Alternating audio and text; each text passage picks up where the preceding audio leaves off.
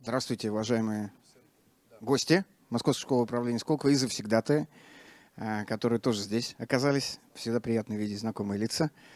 У нас, скажем так, флешбэк в 2019 год. В смысле, у нас не ведется трансляция в Zoom. То есть мероприятие проходит только в офлайне. Такого не было еще. Это как бы особенный шик. Значит, мы, соответственно... То есть то, что здесь будет говориться, будут слушать только те, кто находится в этой комнате. Нельзя присоединиться из Zoom, нельзя услышать удаленно. В этом смысле поздравляю вы сейчас с уникальным контентом будете знакомиться. Ну, или во всяком случае, в уникальной ситуации мы окажемся с вами. Меня зовут Николай Верховский, я являюсь директором департамента цифровых программ Московской школы управления Skolkovo. Немножко расскажу про себя. Мы, соответственно, где-то с 2018 года начали эту тему. То есть с 2014 года, в принципе, я занимаюсь темой цифровизации, еще, когда это не было модным. А с 2018 года мы сделали центр цифровой трансформации, вот сейчас его ведем, запустили большую программу по управлению цифровой трансформацией для CDTO, Chief Digital Transformation Officer. Эта программа сейчас набирает 7-й поток, 6-й вот заканчивается. И двигаясь в этой теме, мы начали натыкаться на, так сказать, подтемы, которые обладают большей мощностью и которые интересуют большое количество людей. И в этом смысле мы решили как? Есть большая программа, и есть у нее отдельные домены, которые мы, так сказать, углубленно разбираем, рассматриваем, передаем методологию, передаем какие-то знания вот в этих углубленных доменах. Значит, если... Так, сейчас я зацеплю. Значит, вот то, о чем я говорил. Мы, соответственно, в свое время, когда начали двигаться, выработали такую схему, через которую можно понимать цифровую трансформацию. Она включает 4 блока. Цифровая бизнес-модель. Ну, собственно, когда мы говорим о том, как цифра влияет на бизнес-модель и как можно по-другому зарабатывать за счет цифры. Это, собственно, первый кусочек. Второй кусочек называется цифровой актив. Это, собственно, технологический стек, который лежит под цифровой бизнес-моделью и позволяет, собственно, извлекать ту самую ценность, которая в бизнес-модели заложена, и здесь на технологическом стеке ее реализовать. Третий большой блок – это цифровая компания. Тоже видите его. Цифровая компания – это как нужно перестроить организацию, чтобы все эти цифровые технологии и эти цифровые бизнес-модели взлетели. По мнению большого количества участников, мы уже, так сказать, как я уже сказал, 6-й поток, это значит у нас 300 аламней, ну и много кого мы опросили. Этот блок один из самых сложных. Ну, то есть с технологиями плюс-минус понятно, с бизнес-моделями, да, но вот здесь надо прям много сильно поработать. И 4-й большой блок, который мы выделили отдельно, это цифровая культура. Это именно как должна поменяться культура организации, чтобы и организационно все было хорошо, и бизнес-модель работала, и цифровой актив тоже двигался. Это наша как бы общая схема, по которой мы двигаемся. И вот видите, здесь у нас появился целый, как это называется, портфель цифровых программ, которые углубляют и расширяют разные эти блоки. И в них больше разбираются. Мы с вами сегодня в домене цифровая бизнес-модель. Это не означает, что мы не затронем как бы все остальное, мы затронем. Но домен это вот этот. Вот, собственно говоря, мы проговорим про эту часть. И в этой части один из самых интересных, ярких, ну, не знаю, феноменов – это, конечно, бизнес-модель платформы и экосистемы. Это то, что всех интересует, то, во что все хотят погрузиться, хотят понять, как это строится, хотят понять, как трансформировать компанию и двигаться в этом направлении из традиционной компании, вот, собственно говоря, в платформенную. Мы эту тему зацепили, мы понимаем, что она действительно важна, что те, у кого получаются, знаете, вот взрывные эффекты цифровизации, они, как правило, двигаются именно по этому пути. Вообще, если посмотреть, так сказать, на мир, то самая популярная бизнес-модель компании единорогов, знаете, компания единороги – это компания стоимостью больше $1 миллиарда. Она тоже будет связана с платформой, там вот даже есть статистика по этому поводу. В этом смысле вот экосистемы для бизнеса и вот этот кусочек – это, собственно, то, что нас с вами будет интересовать и то, чему сегодня посвящен вечер наш. Мы с разных сторон смотрим на этот предмет, мы смотрим разные методологии. В этом смысле считаем, что она перспективна. Ну, то есть каждый, знаете, как Мы сейчас смотрели, есть где-то 365 компаний, у которых есть бюджет на цифровую трансформацию. Прямо так, выделен бюджет на цифровую трансформацию. Мы не все 365, но некоторую значительную долю поковыряли, собственно, на что выделяются бюджеты. Почти у всех, кого мы посмотрели, есть что-нибудь в портфеле под названием платформа. Платформа чего-нибудь, маркетплейс чего-нибудь, экосистема чего-нибудь. Независимо от того, это ритейл или жесткий B2B типа металлургов, или это, значит, нефтехимическая компания. В этом смысле что-нибудь такое есть. То есть как бы в это деньги вкладывают конкретные люди, выделяют на это бюджет. И мы посчитали, что разобраться с этой темой важно, если вы не хотите, чтобы этот бюджет сгорел. Вот, потому что обычно ошибку, которую все делают, как это называется, давайте сделаем платформу и наймем, кого наймем? Кого нанимают на то, чтобы сделать платформу? Айтишников. Айтишники должны сделать платформу, айтишники. И это фатальная ошибка. Айтишники делают не платформу, айтишники делают технологическую обвязку, а платформу делает только бизнес. Потому что платформа — это в первую очередь бизнес-логика. И вот таких проектов, когда нанимали айтишников, делали что-то под названием платформа, вгрохивали туда, ну, айтишники сейчас, сами знаете, не то чтобы, значит, недорого стоят, а наоборот. В этом смысле ребята, которые, значит, строят эти системы из кода, неплохо на этом поднимают. А дальше они говорят: слушайте, у вас не работает платформа, не наш вопрос. Мы сделали хорошее приложение. Приложение плохое? Хорошее. Не работает? Мы кодом занимаемся. А кто занимается бизнес-логикой? Кто как бы занимается основанием? И мы как бизнес-школа поняли, что мы должны в этом разбираться и должны это в первую очередь доносить.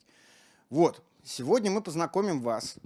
Понятно, что не научим, потому что, чтобы научиться, приходите к нам на программы, значит, как это называется, инвестируйте в себя, потом отобьете, значит, на реализации.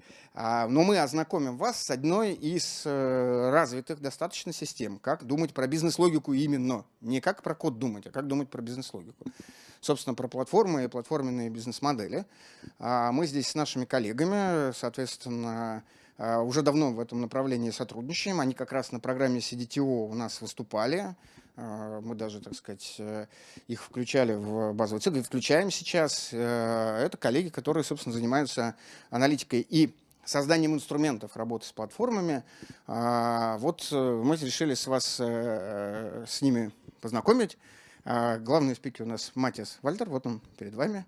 Матиас, hello.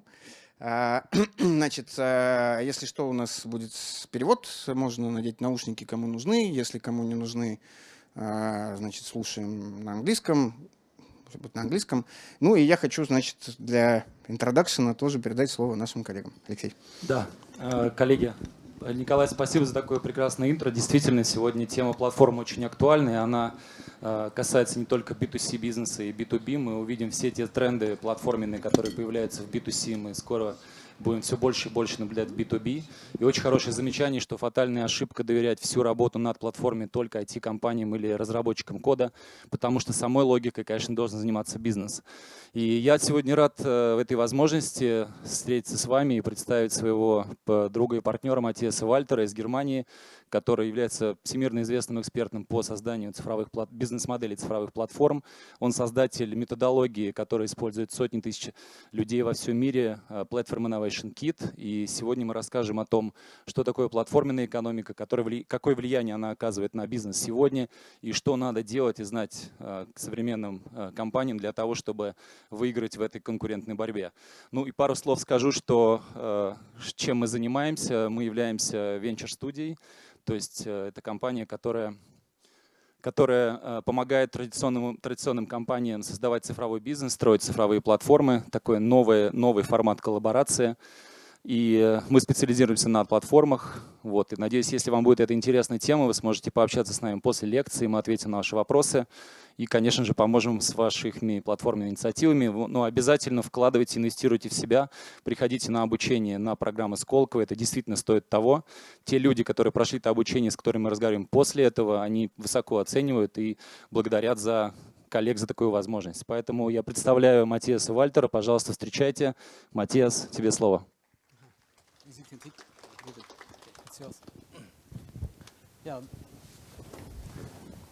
Добрый день. Меня зовут Матиас.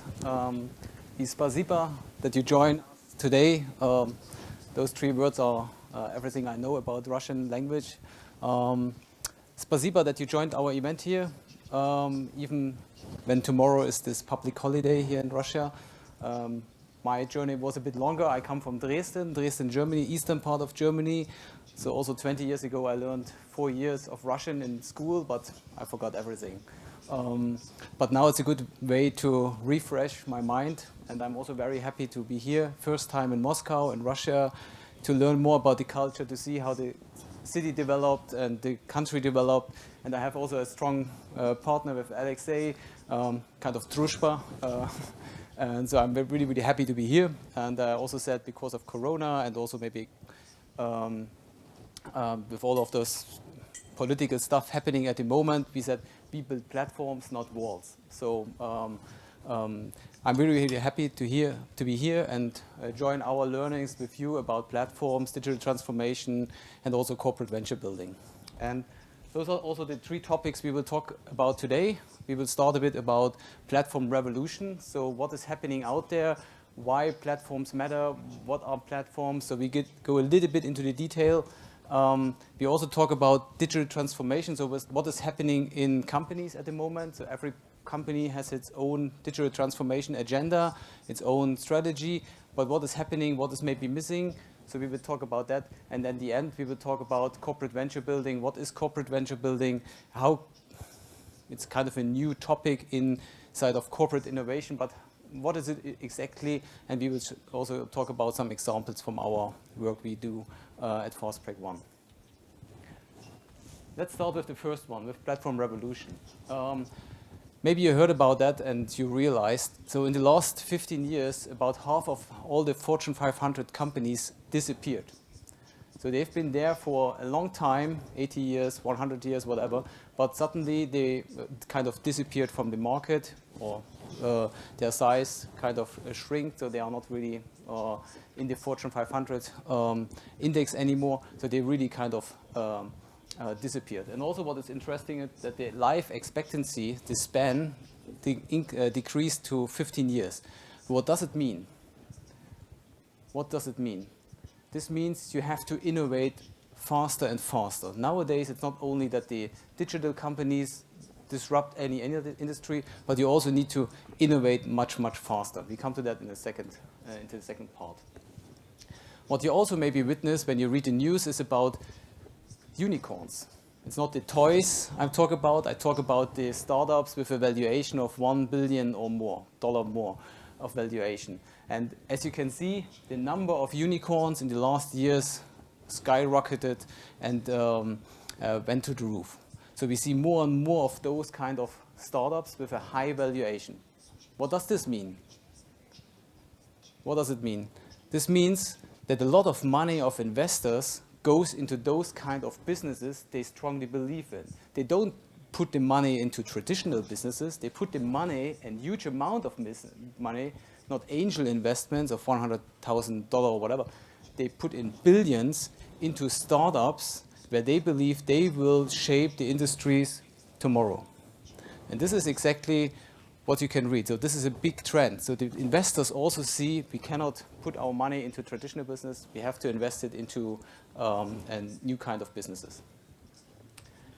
And what you also can see that platform businesses are really the core of those unicorns. So when you look at all of those unicorns, or all of those investments of the last 20 years, then about 70% of investments in tech companies went into those kind of platform companies. We come to that also in a second. And what is happening in the last years? So when you look at the old business before platforms, then you have those traditional value chains with enablers, companies like logistic companies or suppliers. They supplied business, products, raw materials to producer companies. The producer companies manufactured or produced clothes, cars, whatever, and then sold it directly to the consumers. So a traditional value chain. You learned a lot about how to manage a value chain, how to manage a company in MBA studies, in MBA courses, or in universities. But what happened is with the platforms came like Amazon, eBay, and whatever, and all the other ones, they came and put themselves in between the producers and the consumers. So now they are orchestrating the demand side and the supply side. And what does it mean? What does it mean when a platform comes and disrupts the value chain? They have now a direct contact with the consumer. So they learn about the consumer behavior, they learn from the data, they learn what is happening with what is the demand from the data. They can really analyze it. They control the whole customer journey. And also what it also means, the impact to economics. So if you have a value chain with two parties, then of course the money is split into two parties. If you now have three parties, then the money is split into three parties. And most of the times, the big portion of this money goes to those companies closer to the consumer. And those are the platforms. So right now, that's why those platforms control the market, and they have also a high valuation because they collect a lot of money, they can control the prices, they can control how you interact with the customers. But what are exactly platforms? We have, of course, a definition for it. And the platform business is always a multi-sided business. Multi-sided means it connects and orchestrates multiple sides of your business. So on one hand side, of course, you have the owner. On the bottom right-hand side, I own the platform. But I orchestrate between supply and demand. The demand side is the consumer side. The consumer side comes to the platform, like, let's say, Amazon. I want to buy something.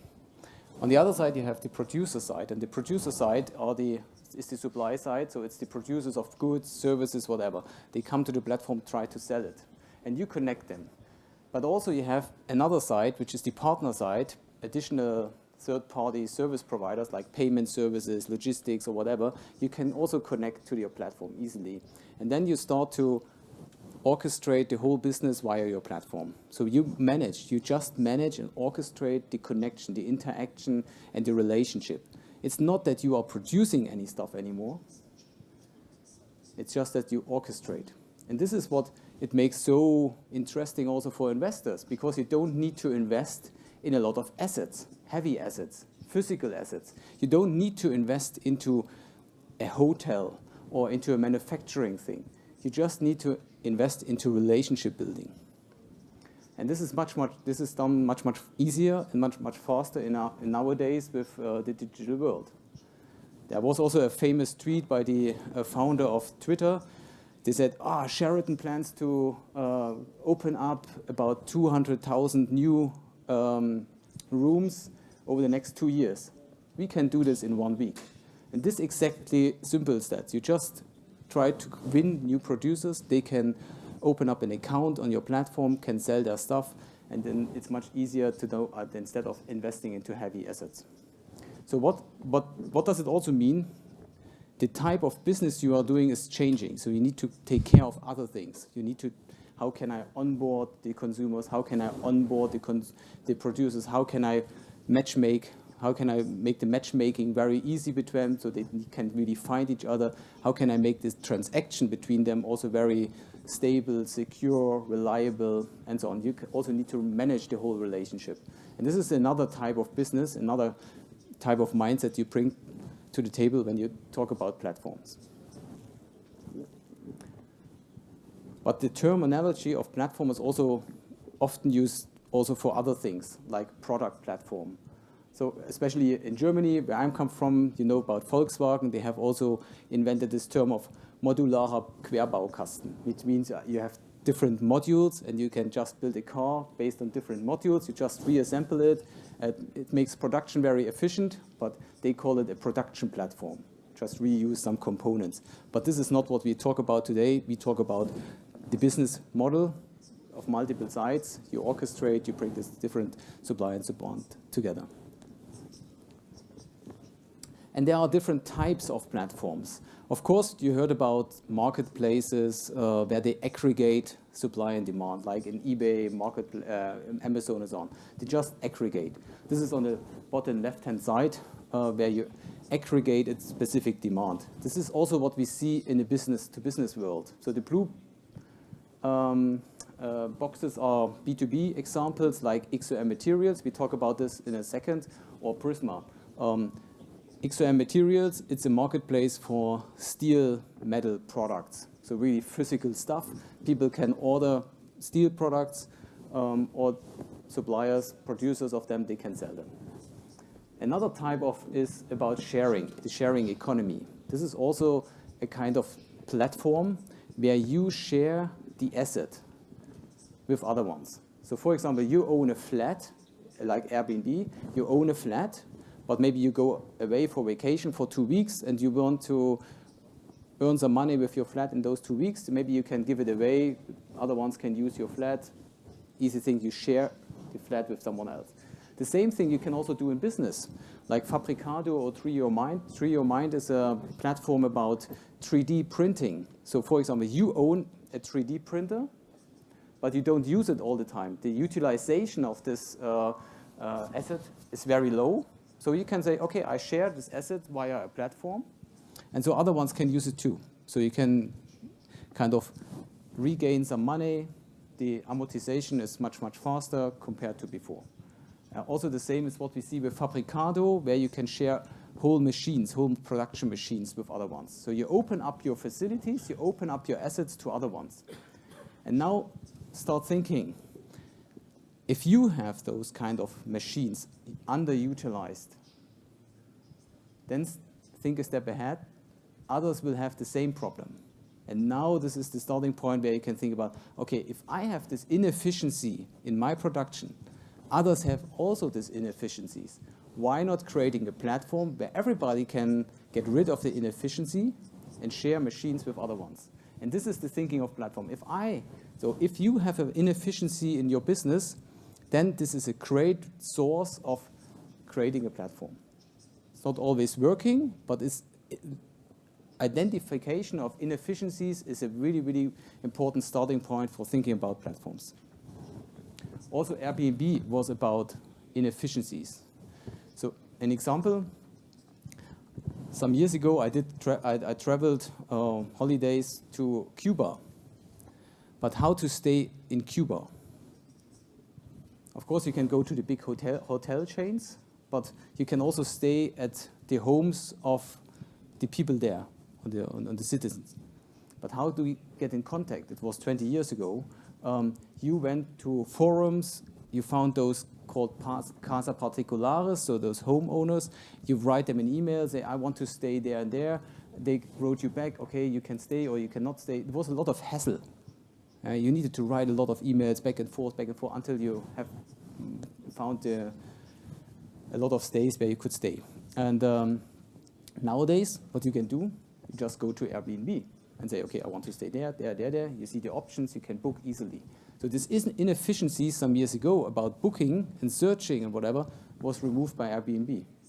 And this makes it really, really convenient for people. And this high convenience is really very important. If you can really make it the experience nice, they have a nice convenience, then they will stick to your platform. Another type of platform is about data insights. You maybe heard about IoT platforms. This is a typical example for that. So IoT platforms, industrial IoT, they connect machines with sensors to a cloud platform. They take all the data, analyze the data, and maybe they give you some services back like predictive maintenance also. And here you can also think about how can I open up my platform, for example, for developers. So I have on the one hand side customers, they are connecting their machines and tons of machines, thousands of machines, maybe wind parks or whatever, to my cloud business. But I don't want to develop everything by myself. So maybe I can start opening up my platform with an app store. So other external developers can develop on my platform because they have an easy access to customers. They can develop apps, and it also saves for me to hire a lot of developers and to be really, really creative, because I cannot really imagine what kind of solutions all of those developers out there can find. Imagine Apple would have hired a lot of developers to create all the apps. They would have not been that creative as all the million developers out there at the moment to submit a lot of apps in the App Store. So you see there are a lot of different types of platforms out there in the B2C world, but also in the B2B world.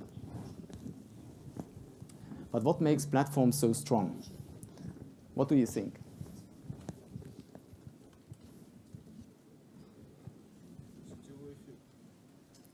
Sorry?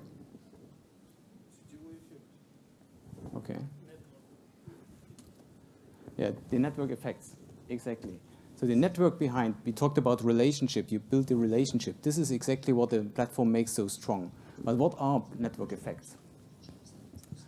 When you look at Google, at Facebook and the, how the growth curve of Facebook, then it started at the beginning very linear. So you see at the beginning, so 2004, 2008, it's like a linear growth curve or like a growth line. But then suddenly, it's like a hockey stick. Yeah, you know hockey stick, ice hockey, it looks like a hockey stick effect. You have like a hyper-scaling growth at the moment. And this kind of growth curves you see at all kind of platforms at the moment. This is also why the investors go into it and say, okay, it's not a linear business, so you grow linear. You at a certain point of time, you also grow in a hyper-scaling way. And where does it come from? Where does this hyper-scaling growth come from? Network effects, hyper-scaling growth. I also said that all of the money in the last years, about 70%, went into those businesses with network effects. So you need to understand what are network effects. And network effects occur when a product or a service becomes more valuable to its users as more people use it. Think about it. It becomes more valuable the more users are using it. Look at your car. You buy a car, but it becomes not more valuable when you share it with a lot of people from your neighborhood. Then maybe a lot of mileage, a lot of damage, whatever. It's not getting more valuable. The value decreases much faster if you share it with other ones. But what about the network? Think about your telephone. How valuable is one telephone? Nothing. You can phone yourself. Nothing. What about two? You have at least one connection between two. Okay, something is good. What about three? 3 telephones. You have 3 connections. What about 5 telephones? How many connections do you have with 5 telephones? Okay. How much when you have 6 telephones? You can easily square it and you can count it. So the more telephones are out there, the more possible connections are out there and the more possible connections you can have. And this is exactly the network effect. The more people come into this network, they can start sharing. And think about eBay, for example. The more users, consumers are on the platform, the more demand is there. So it becomes very, very attractive for the producer side. Oh, there's a lot of consumers. I can sell my product on this platform. If there are more producers on this platform, then there is a lot of more stuff sold on this platform. It becomes more attractive also for the consumer side. Oh, I can find not only a T-shirt, but I can now also find something else. So both sides attract each other. And this is exactly what happens on a platform. The sides attract each other. It's a so-called cross-site network effect. And you need to unlock this.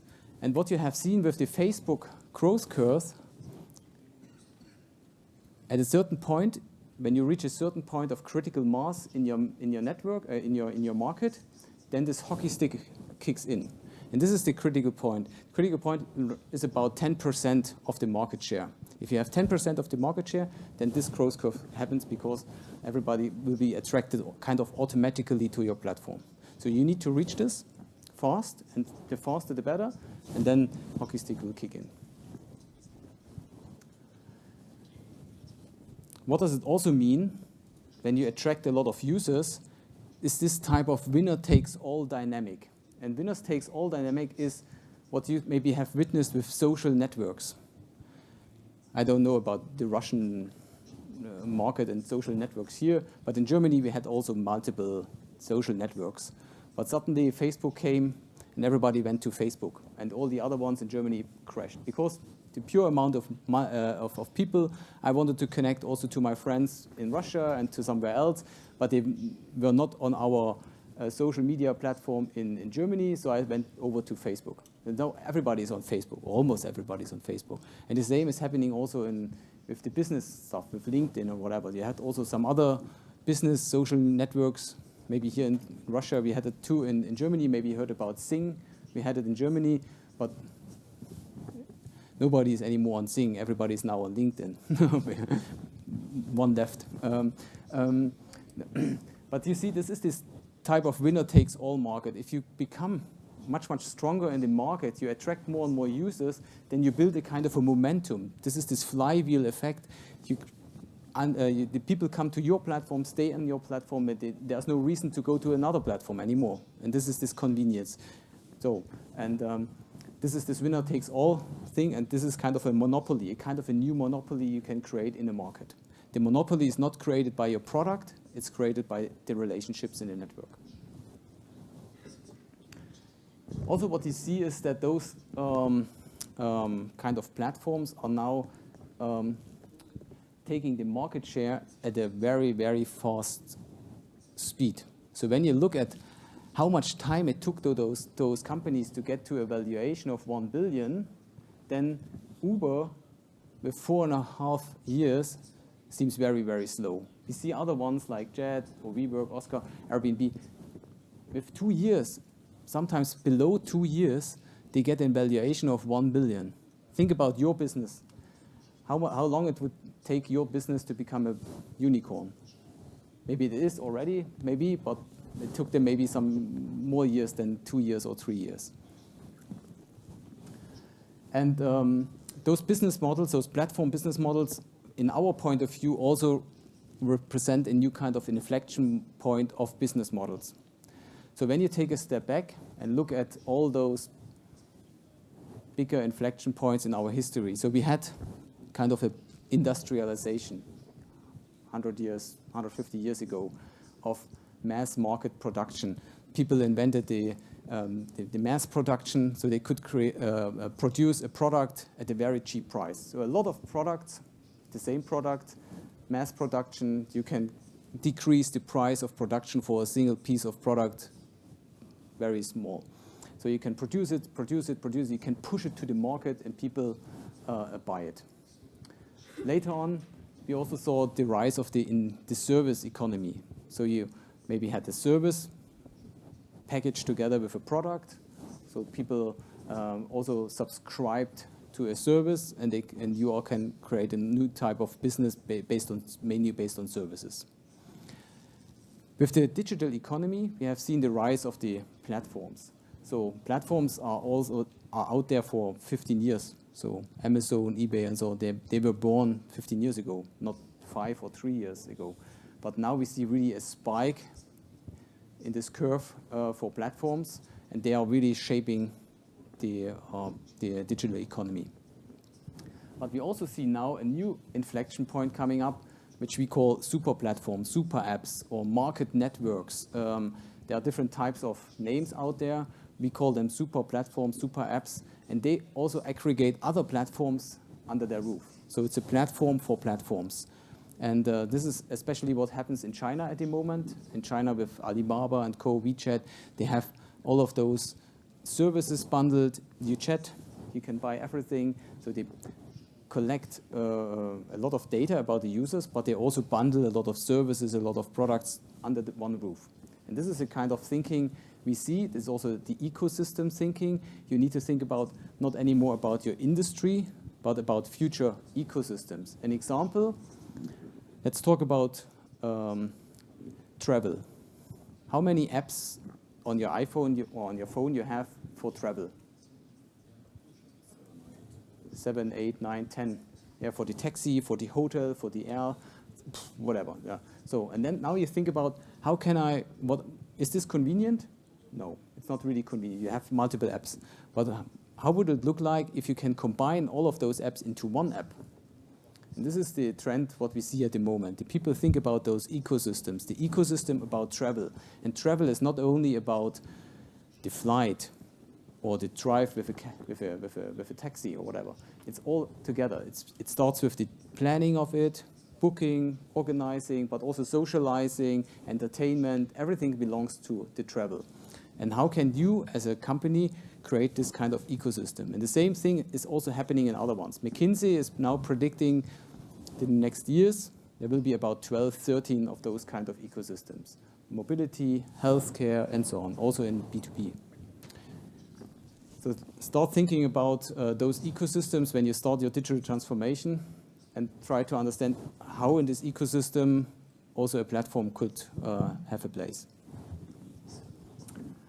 So what you can learn or what you can capture for yourself after the first part, platform revolution. There's this famous quote by those two professors. They also wrote a nice book called Platform Revolution. They stated that a successful company transformed from a participant in the market towards an orchestrator of the market. So always think about how can I orchestrate the market. Now let's come to the second part about digital transformation. So now you know about platforms. Now let's have a few on yourself, on your own company, on your own business, and digital transformation. What is happening with all those traditional companies at the moment? Of course, they all go through a digital transformation program. How many of your companies have a digital transformation strategy, program, initiative? Maybe you can raise the hand. So a lot, maybe 50, 60% or whatever, maybe more. So you see a lot of companies understood digital is happening. We need a kind of a strategy for that. How does your strategy look like? What we always use is this model of a house. And the house symbols your company. You have a strategy at the top.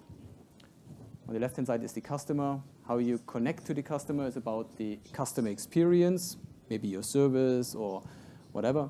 Then you have, in the middle, you have your products, your services. At the end, you have the business processes like finance, HR, supply chain. And at the bottom, the basement, this is the fundamentals.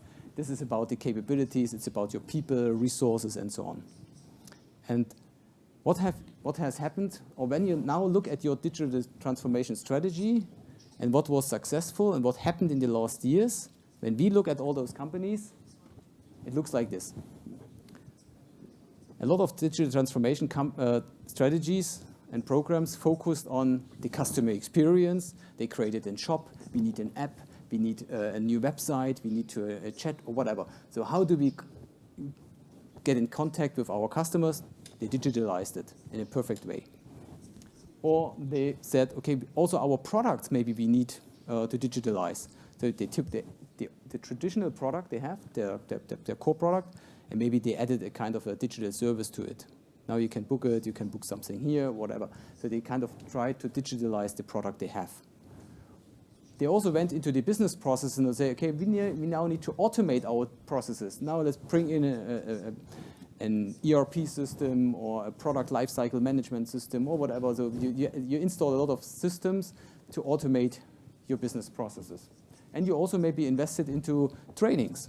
So maybe some of your companies said, yes, please go to Skolkovo, attend a digital transformation program to learn more about digital transformation. So they invested also into you as a human resource, as the people of the company to learn more about digital.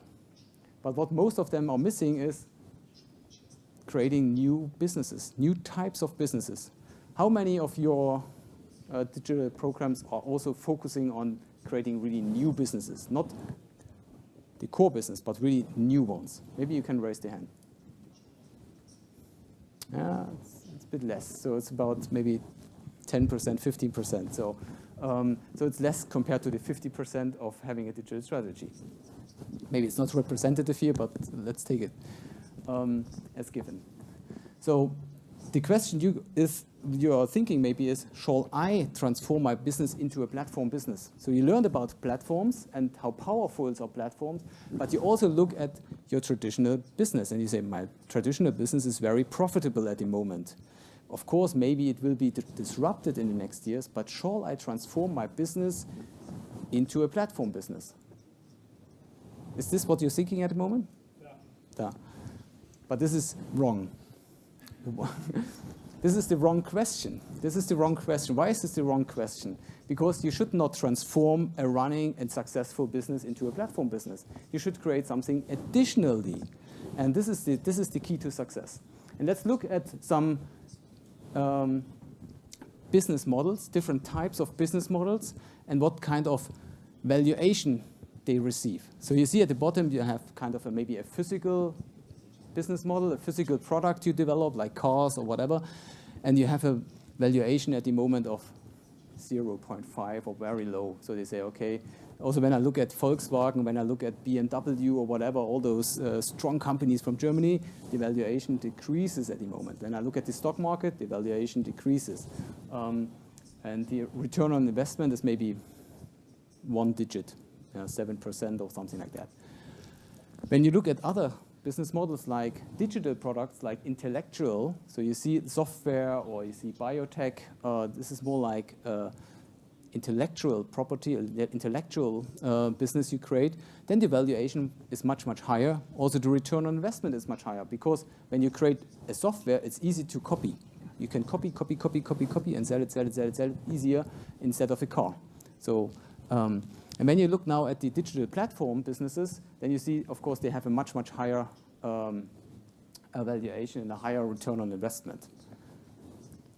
But coming back to my question, when we look at now at and compare different companies, how is their portfolio, how does the portfolio of those companies look like? Then it's not that they transformed their business from a product into a platform. They have a portfolio of multiple of those business models combined. So for example, Apple. How is Apple earning money? Of course, with selling and producing iPhones, MacBooks, and so on. So they have a lot of physical products. They're not throw away all those physical products and say, we are only a platform. They have this physical products and sell the physical products. They are very, very successful. But on top of that, they added those relational capital with the App Store and so on, iTunes. They invested a lot in this kind of platform businesses. And this is complementary to the traditional business they had before. Also, when you look at Amazon, Microsoft, Alibaba, they all still have physical business, but they have a complementary other business models in their portfolio. And when you look at the traditional companies, maybe you look at yours, then maybe it looks like what you see at the bottom line. Maybe platform stuff is maybe nothing or maybe very, very low at the moment. So think about not changing your business, but adding something new to your business. This is the key to success. And this will also save you a lot of troubles, because when you go to when you look at your company, you maybe have 1,000 employees producing stuff. And now you tell them, now we transform into a platform business. They say, okay, tomorrow I will be not there, so my motivation is low, I will be not there, you will get rid of me, you invest in something else, you believe not in me, you believe in something else, so the motivation decreases, whatever. So, but if you say, no, we are also building up a platform, so to be complementary to your traditional business, and it will maybe also supercharge the other thing, there will be a kind of a cross benefit of it, then this will be a win-win for all the cases. So think about it. So when you create a digital transformation strategy, always think about how can a platform be a complementary business to your traditional business. 2 examples. I talked about Klöckner and XOM very briefly at the beginning when we talked about examples. Klöckner is a steel company, well known. You can Google for Klöckner in Germany, and you see a lot of material about Klöckner. So Klöckner and the CEO of Klöckner, Gisbert Rühl, we have also worked together. He is very famous at the moment because he created this kind of digital transformation program for his company some years ago, and he went through. And he said, okay, we are kind of a steel company, really heavy stuff, heavy traditional business, steel. They are producing steel material, but also selling it, kind of B2B business. But they said also we need to create a platform, but not transform the business, but beside. So they created XOM Materials. XOM Materials is the platform, and this is an open platform for the whole market. So Klöckner is just one of the providers at XOM. but it's open for the whole market. So they said, okay, now let's go on the market and create this XOM materials platform. And this is kind of a benefit they also received now. So they positioned in two ways. Of course, they had also some challenges establishing themselves in the market because the competitors said, oh, if you, Klöckner, you are my competitor, now you're opening up a platform in the market, and now you want to orchestrate the whole market. It could be also a harm for me. So you need to also think about what is the implication to the market if you start building up a platform.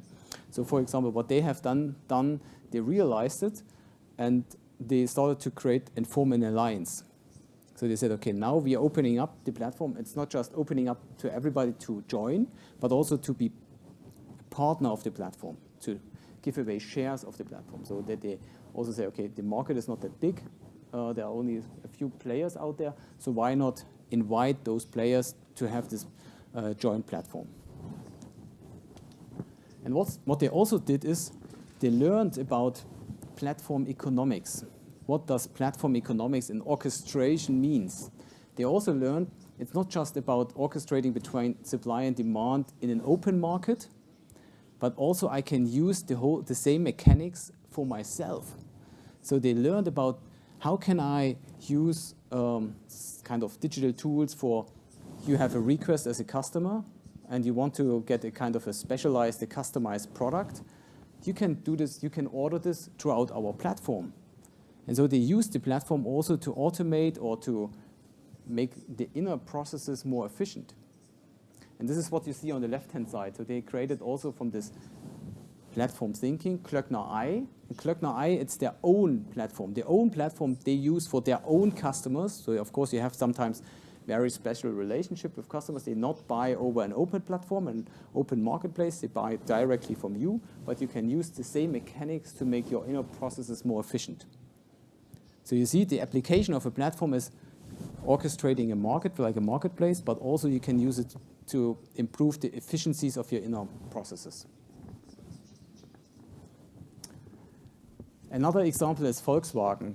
So some weeks ago, we finished our project with Volkswagen.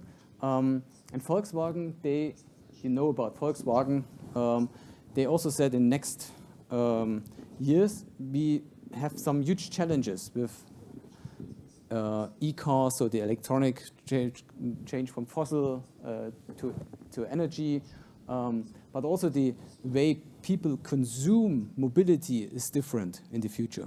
So they said, so it's not everybody wants to own a car anymore. You have also car sharing, whatever. So the mobility ecosystem changes from a demand side, but also the product itself changes massively. So they need to go through a massive digital transformation program at the moment.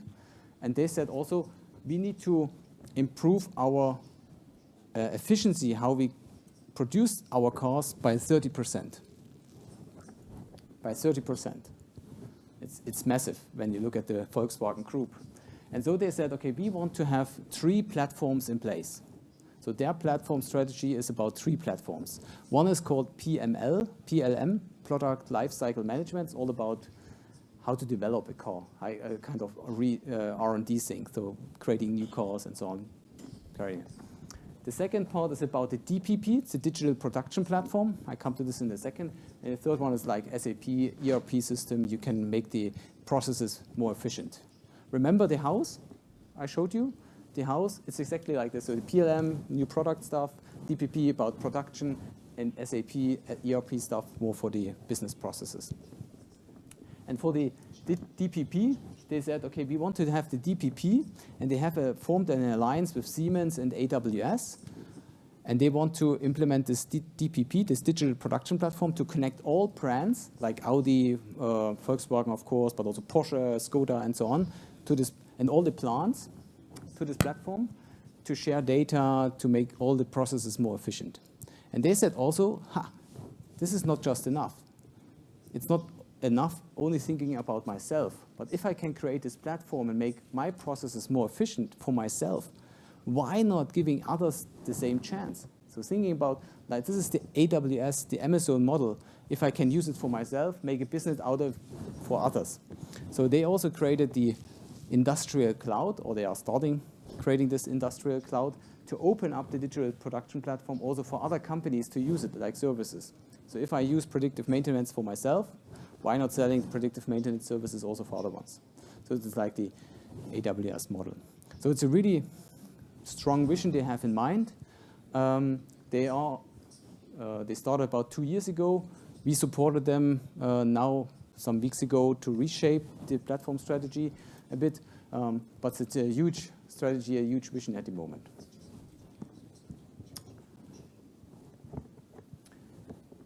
Another learning about platforms is how platforms create value. And what we also see at the moment is that platforms create value on multiple layers. So we created this platform value stack. And this platform value stack starts with the engagement layer. This is what we talked about. Engagement means the network. So you connect supply and demand, like a marketplace, very simple. But you should not stop there. If you want to create a platform which is on the market for a long, long time, you should expand your value proposition to other layers, like the intelligence and infrastructure layer. I give you an example. Opening up a marketplace in a market is not expensive. So for 1-2 million investment, you can build it for the next 2 years. It sounds a little bit of expensive, but compared to investment into a new product, into bringing something new to market, 2 million is really, really cheap. You have a team creating it, pushing out the market, you earn some money, you have maybe also some return on investment. The 2 million is really cheap. But what does it mean? If you can invest 2 million easily in building up a platform, other ones can do it too. And it's a digital business. So you just need to hire some developers and you can start creating a platform. So in 3, 4, 5 months, someone else can come up with a platform. So having a platform is not protecting you against competition, but how to protect yourself against the competition. There are 2 ways. What was the first way we learned? Network effects. I remember you. Network effects, you need to remember when you leave the room, network effects. So you need to invest into network effects. If the stronger your network is on your platform, the harder it is for other ones to take it away. Winner takes all dynamic. The second way is to expand on the value layers. So to invest into intelligence or into infrastructure, like Amazon. Amazon is a great example. Amazon started with a marketplace, but they also invested into intelligence. So they learned your behavior. They give you recommendations. Other ones also buy this and this, stuff like that. So they know more about you, what you want to buy tomorrow, than yourself. And they also invested into infrastructure. They could easily say, to deliver the products to you, we can partner with DHL or with other logistics partners. But what have they done? They created their own logistics. They have their own warehouses. They have their own logistics at the moment. And why that? Just to be really, really competitive. Now they can give you a service, same-day delivery. Maybe not in all regions, but they start out there. They build up this capability, same-day delivery. And it's really convenient for you. For you, it's really convenient. I go to Amazon. I can find all the products. They help me to find a good product. And I get it delivered in 1 day. Simplified, but it's the whole value stack. And now they also start to give something positive back to the ecosystem because they say, okay, it's CO2, emission-free, delivered, and so on. So they also start thinking about, okay, I need to also create something positive for the society or for the environment.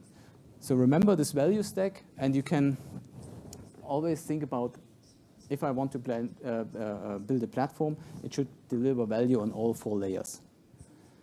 What is also good about the value stack, you can start at the bottom. So think about your traditional business. You are very strong with infrastructure. You have a lot of infrastructure in place. You have traditional products. You have physical products, and so on. So you have a lot of stuff. And this is what we called an unfair advantage. This is an unfair advantage compared to a startup.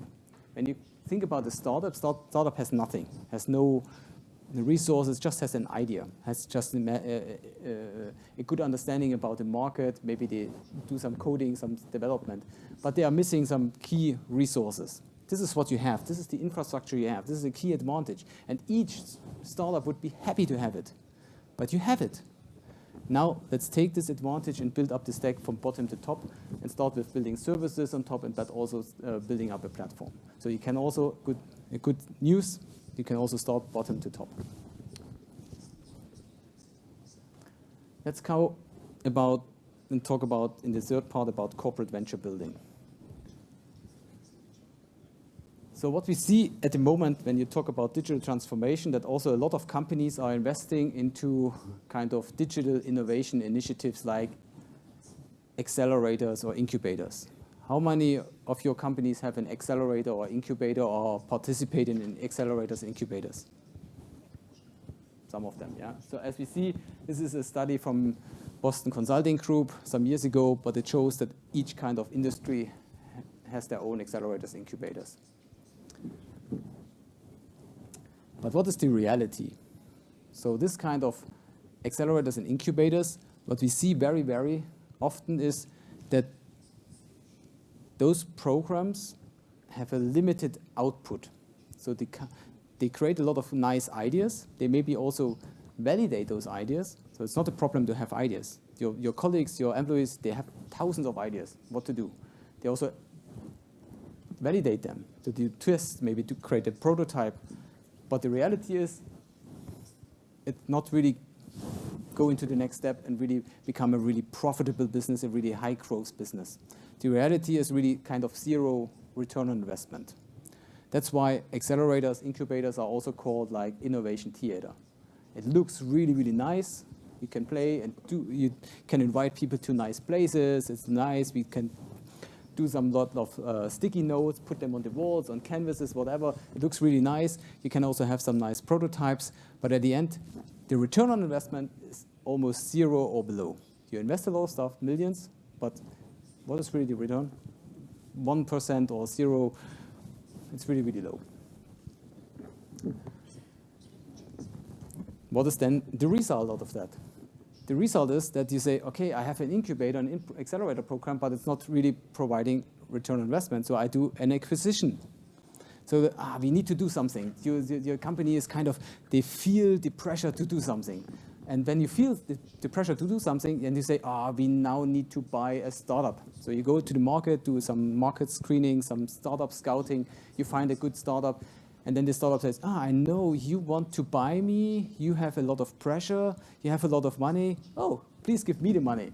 And then the valuation of those startups is really, really high.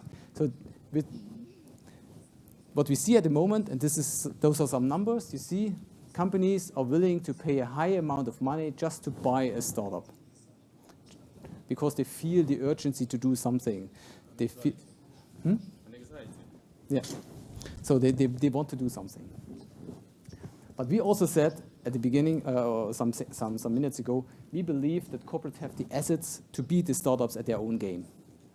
Like that, you have all the infrastructure, you have the resources, you have the knowledge about the market. So you have a lot of assets. But what you are missing is the skills and the agility and the speed to act like a startup. And this is exactly what corporate venture building is about, to bring both worlds together. It's a combination of both. So we bring your assets and the agility, mindset, the methodologies, the versatility, the entrepreneurial mindset and the entrepreneurial understanding together with what you have. And this kind of corporate venture building is really successful at the moment. So how does corporate venture building look like? Let's go into the details. First, it starts that we create planted teams. So it means like not you hire someone to do this job for you. This is also possible, but in 99% of the cases, we form a joint team. So people from your company, people from a startup studio, they join a joint team. You bring in market expertise, business development, financing, HR things, so where you are strong. And the other side brings in the entrepreneurial expertise, the platform expertise, but also the tech development. Maybe you're lacking the understanding how to develop this tech, prototypes, MVP, platforms, all this stuff is complementary, brings this together and you form one team. It's also a startup format outside of corporate governance. What does it mean? At the end, we create an own legal entity. An own legal entity, a new company is formed outside of the governance structure of this mother company. Why is this so important? Because if you create it as a business unit, it always needs to be compliant to kind of business rules like financing. You need to report a lot of stuff. You need to maybe use systems already in place because the IT department says, hey, we went through a selection and we have now implemented this IT system. You need to do this. It's really old processes, very slow, a lot of governance, a lot of bureaucracy. That's why we form a new company. It's small investment, creating just a new company, but it's outside. It has its own credit card. It can make own decision, independent decision. It has its own processes, can make its own tool selection, and so on. They are much, much faster because also the startup is changing changing very fast. Imagine if you go to your IT department and say, I need to build something. They say to you, okay, please tell me a request and I will develop it in the next 3 months. Okay. Then you learn, oh no, we need to change something because you learn the market is requiring something different.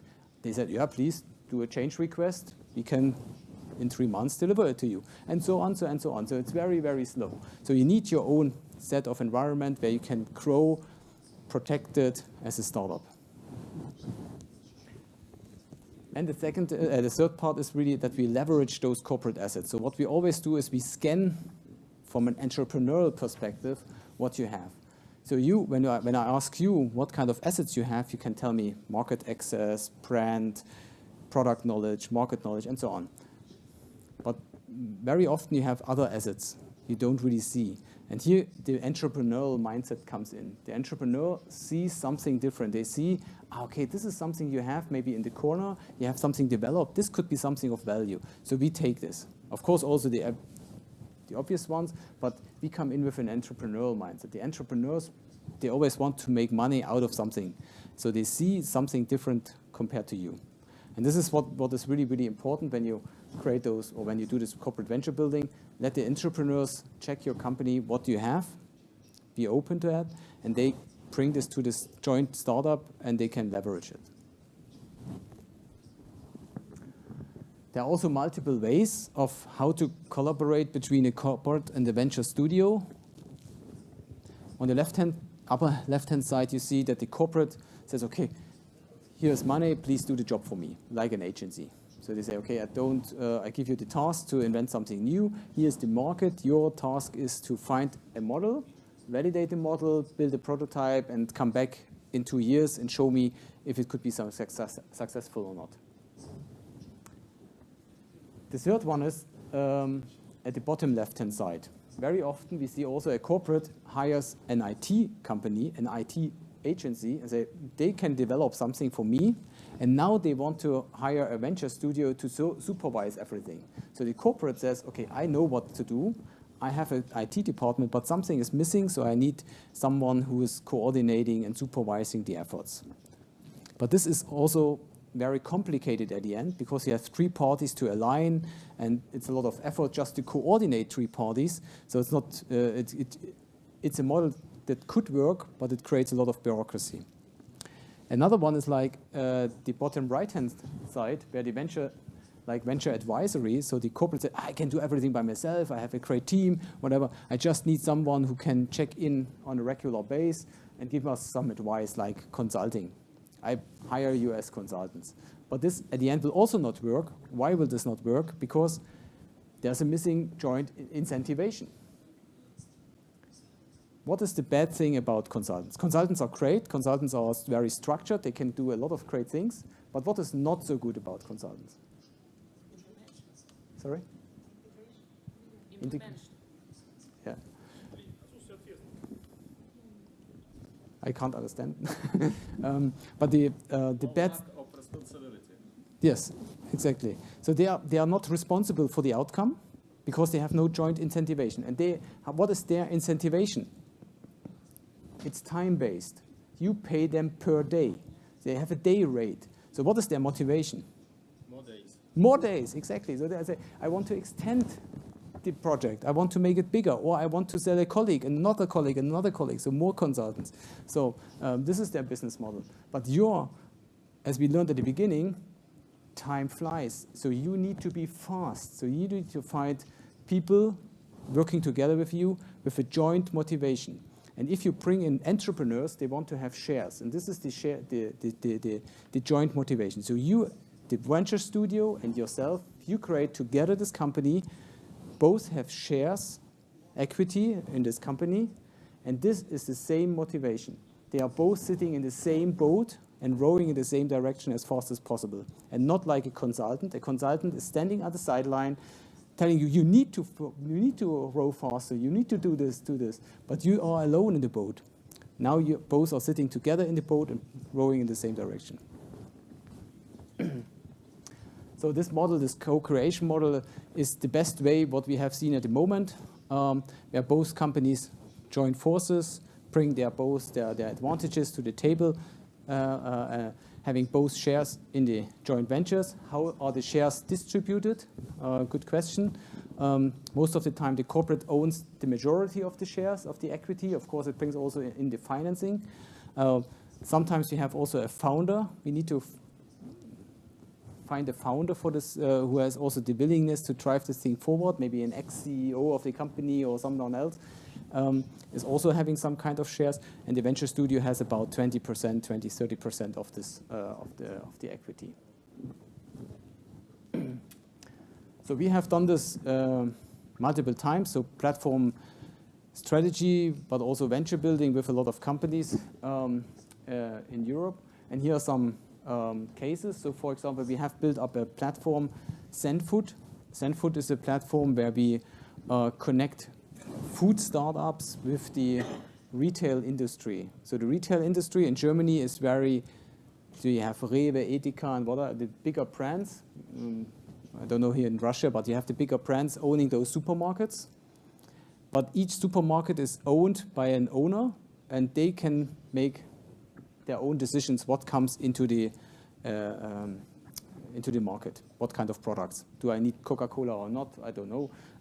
They can decide by themselves. So it's heavily decentralized, the market. You have 10,000 of supermarkets, and each owner can make their own decisions.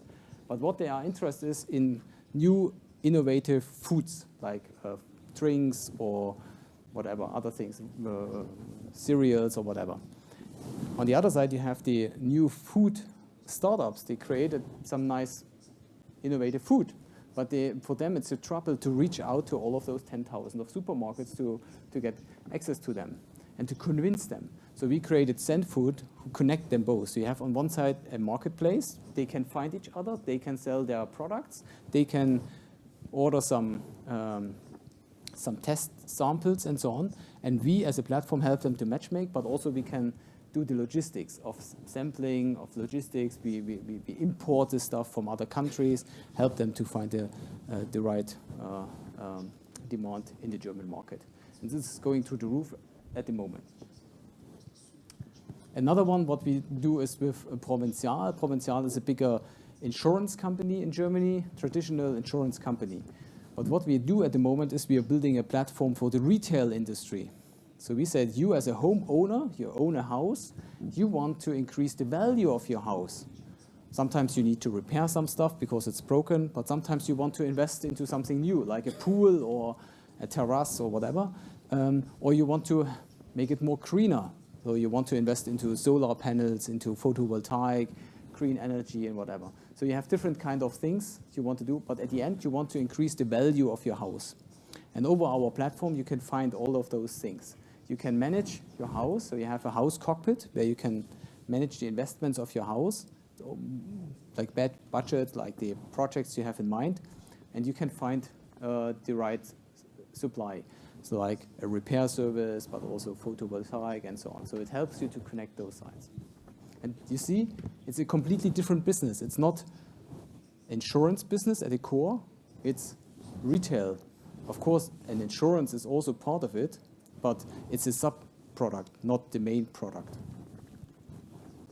And another one we did also with AOK. AOK is one of the largest health insurance companies in Germany. We have also created a platform, Plus Health, and it's about, for the COVID time, to connect those elderly people, with people who wants to care and wants to help them in the communities. So we created one of the largest communities for help and care in Germany. So those are just 3 examples. We have done a lot more in different kind of industries. We can talk about this later, or you can also reach out to Alexei, and he can tell you more about all the cases and so on.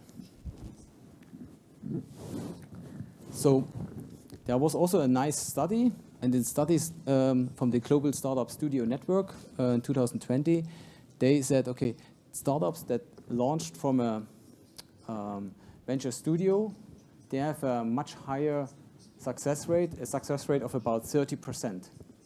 So 30% sounds not that high, but you need to compare it. If I am an investor and I need to invest into startups, my success rate is about 5 to 7% in average. So I need to invest into 15 startups. Some of them will fail, some of them will perform okay, not that big, and only 1, 2 will really skyrocket and help my portfolio of investments will really go through the roof. And now imagine if you can increase the chances of success from 5, 7% up to 30%, so it's 4 times more. So this is let's say the benefit of working together with a venture studio. It's not a guarantee for success, but it increases the odds and lowers the risk. And what we also see is there's a study by McKinsey, you can Google for it, about business building, and they see, this is now closing the loop back to digital transformation, that a lot of more companies now start to invest into business building. So in 2017, 2009, it was about 30%, now it's about 50%. So it means more and more companies realized my digital transformation program is good for all this inner stuff, traditional stuff, but now I need to invest into new business building. So you see this trend, or more and more companies are also realizing that and go into business building. And building one business should be not enough. You should think about it like a muscle. The more often you do business building and creating startups, the more and the better you become in building startups. There's also the study by McKinsey, and this shows if you created less than 3 businesses in the last years, the return on investment is maybe in average 1 to 2, 3%, or 3 times of the investment. But if you create more than 4 businesses, then you strengthen the muscles and the return on investment is heavily increasing. So think about it, not just think about one new business, maybe try to launch a portfolio of new businesses, and this will strengthen your inner muscles of being innovative, but also increases the chance to have something, a high growth business in the future. Спасибо.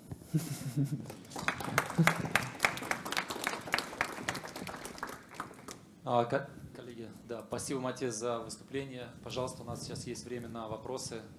Да, я помогу вам перевести, если нужно на английском языке.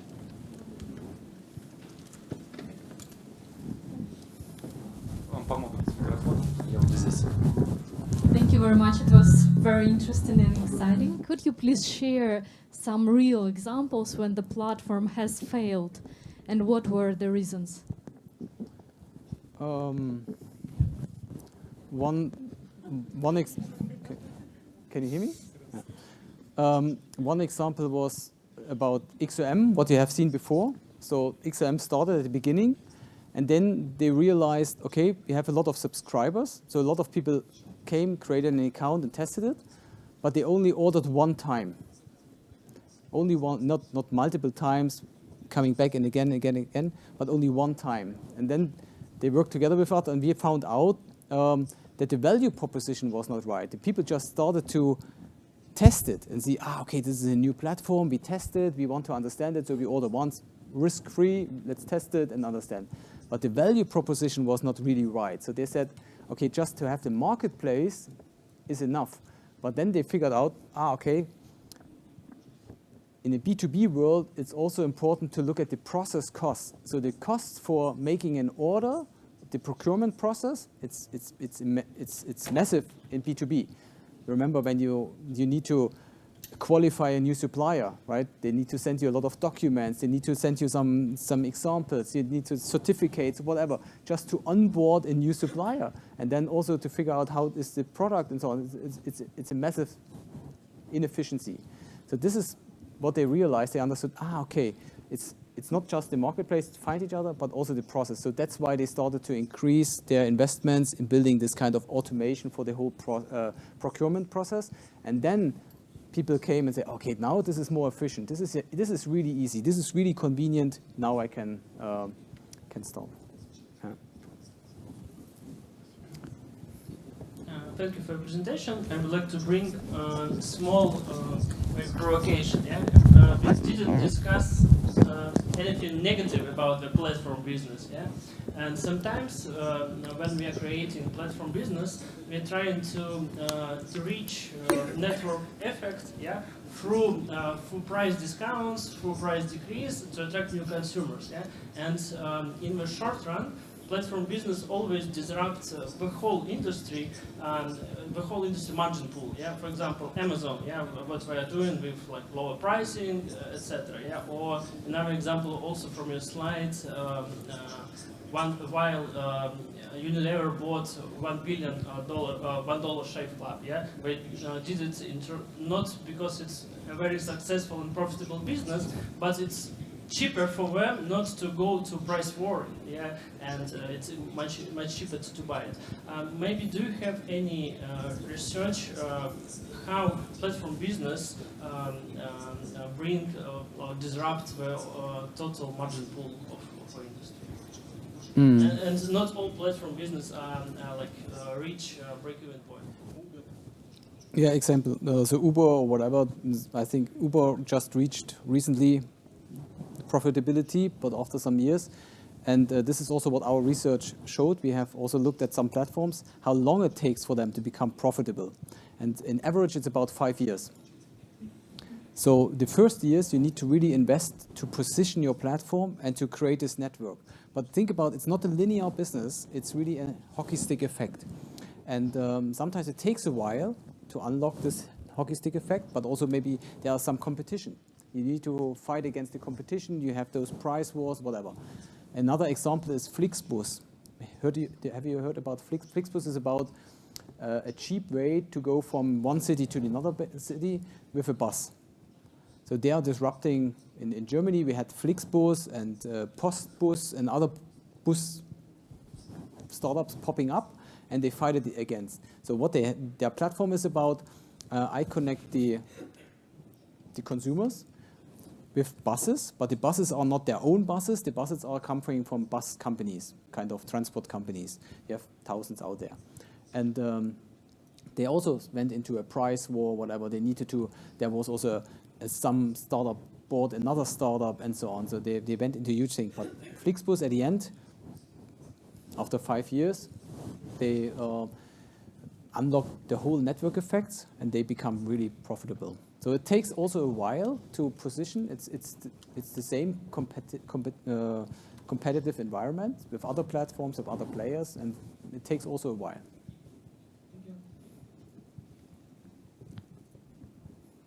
Спасибо.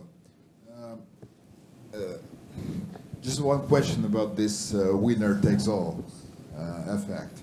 If there isn't the good platform in the industry, does it mean that you don't have to go there anymore? I mean, with a startup.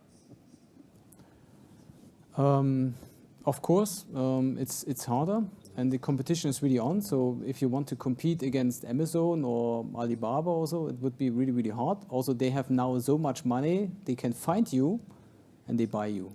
So when you look at Google, for example, most of their investments is to buy startups and close them. So they have enough money just to buy them. It is also a good strategy of startups. They have an exit in mind, so they create something. It's not profitable, but they kind of do something on the market, getting awareness from a bigger company, and then the founders sell it to the bigger company and say, oh, thank you, now I can go to Bali and have some cocktails. But this is also a strategy we see very often at the moment. But yes, you have to really look at the market and then remember the platform value stack. If you find in your market just a marketplace, then it's easy to to attack them and to build a competitive environment, which has much more convenient, whatever. And then look at the value stack. If you can create more intelligence, also add more physical things, infrastructure to it, then your competitive advantage is better compared to the pure play marketplaces. But you have to look at the ecosystems, at the industries, and check. It's not a simple answer.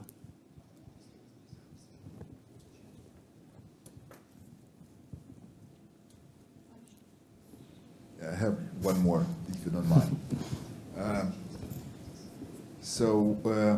What is the, how shall I say? You can say it in Russian, and Alexei helps to translate. No, it's even in Russian. It's complicated to focus. So, for example, let's imagine you have an industry, okay, and you have one like transportation, for example. You have a platform over there, the leading platform, #1 platform. So we don't have to go there because there is a leader already. But I suppose that in a transportation you have some subsectors. So for example, you mentioned buses just a couple of minutes ago. So what is the how do they coexist? What is the dimension of each one? So how shall how to answer yourself? Shall I go to the industry or not? I mean, there are some sectors, subsectors. Can they coexist with the big leader?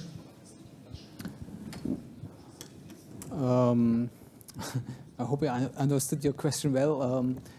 So what we see is always in each industry you have a lot of inefficiencies. You as an expert of a market, you can easily tell me 2, 3, 4, 5 inefficiencies in the market. Where a lot of manual work is happening, where a lot of waste of time, of material, of money, whatever is happening at the moment, you could easily save. And you should look at those inefficiencies as a great initial sort of thinking for creating a platform. So if you have an established market with traditional companies, whatever, look at those inefficiencies, and then some marketplace, some kind of platform can come in and help to make it more efficient. This is the first and the easiest way to look at the market. And this is also where they can coexist. As you can see with XOM Material, you have your traditional business. Of course, it will not go away. You need those physical products. You need steel, you need cars, you need something else. It will not go away. But you need a marketplace that can help to make the whole processes more efficient. Also, what we see at the moment is a huge trend regarding circular economy and sustainability. So this is also about reusing materials or reusing resources, circular economy, and how to better orchestrate circular economy. It's a circle, so you need to bring material from different parts in the supply chain, value chain, back to somewhere else. So, and this requires a lot of orchestration. And as we learned, platforms are great, the best way at the moment to orchestrate. So also when you look at sustainability, circular economy things, platforms is definitely there as a solution. Thank you.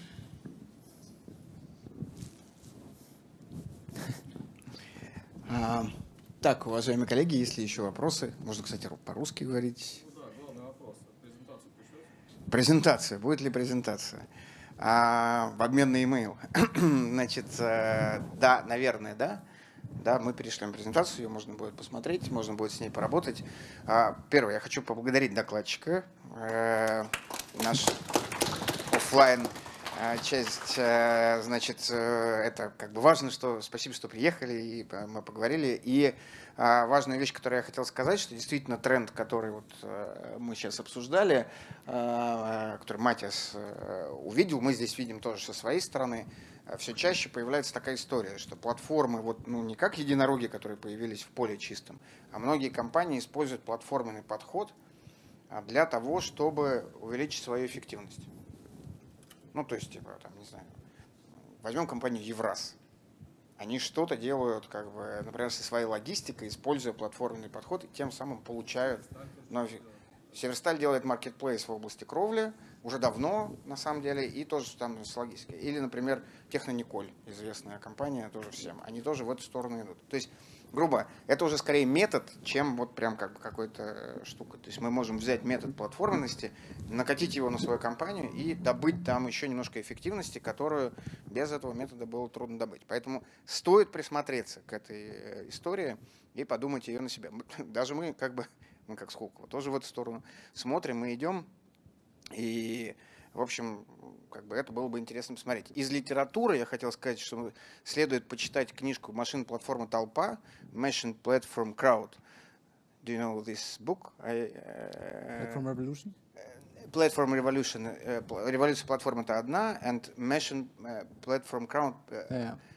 Something like that. Книжка «Машин платформа толпа» очень хорошо, ну, она не так глубоко, как вот мы здесь технически разбирает, но она общие рамки заставляет задуматься, почему как бы туда все придет и почему это, так сказать, в каком-то смысле безальтернативный путь. Вот. Поэтому в этом смысле мы, как сказать, до сих пор магистральное направление во всех трансформациях. Мне нравится хорошее сравнение, которое вы делаете на курсе, что платформизация по своему влиянию можно сравнить с конвейером Форда, который был более 100 лет назад. Как он изменил всю индустрию, так сегодня платформы меняют весь бизнес. Поэтому те, кто оседлает этот тренд и научится его использовать, достигнут действительно внушительных результатов. Ну, в смысле, достигают. Достигают, конечно, достигают. Это уже свершившийся факт, да. Это уже сегодня происходит. Экономически.